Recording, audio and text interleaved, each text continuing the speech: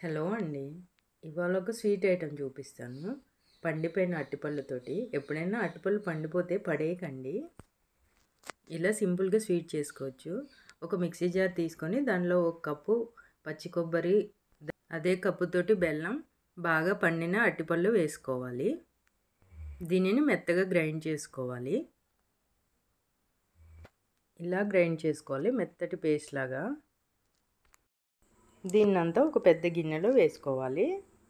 Grind చేసుకుంది మొత్తం. ఈ పేస్ట్లో రుచికి సరిపడా సాల్ట్, కొంచెం తినే సోడా ఉప్పు వేసుకోవాలి.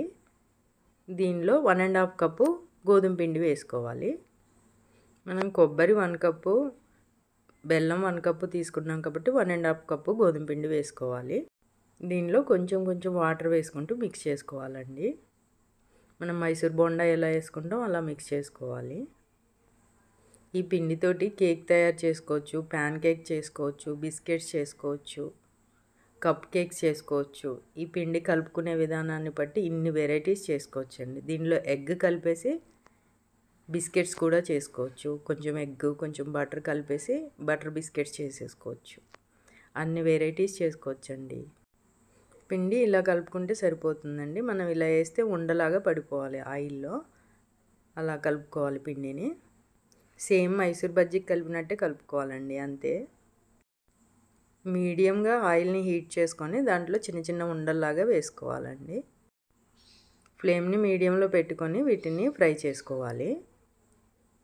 ఇవి ఎక్కువ నూనె కూడా పీల్చవండి. చాలా త్వరగానే వేగిపోతాయి. ఎందుకంటే అరటిపండు, పచ్చి కొబ్బరి ఉంది కదండి దాంట్లో, అందుకని త్వరగా వేగిపోతాయి. దీంతో మార్నింగ్ టైము టిఫిన్ కూడా వేసుకోవచ్చండి. దోశలాగా వేసుకొని తినేసేయచ్చు. ఎప్పుడు మైసూర్ బోండాలు కాకుండా వీటిని ఒకసారి ట్రై చేయండి. చాలా బాగుంటుంది. పిల్లలు కూడా చాలా ఇష్టంగా తింటారు. ఇంతేనండి. లైట్ గోల్డెన్ బ్రౌన్ వచ్చిందాక ఫ్రై చేసుకొని తీసేసుకోవడమే. మెత్తగా బాగుంటాయండి ఇవి. మా పిల్లలైతే చాలా ఇష్టంగా తింటారు వీటిని.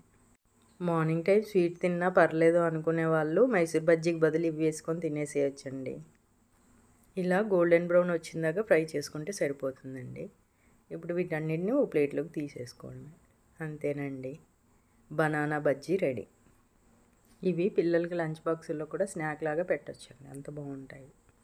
ఈ రెసిపీ నచ్చితే like, share and subscribe to my channel.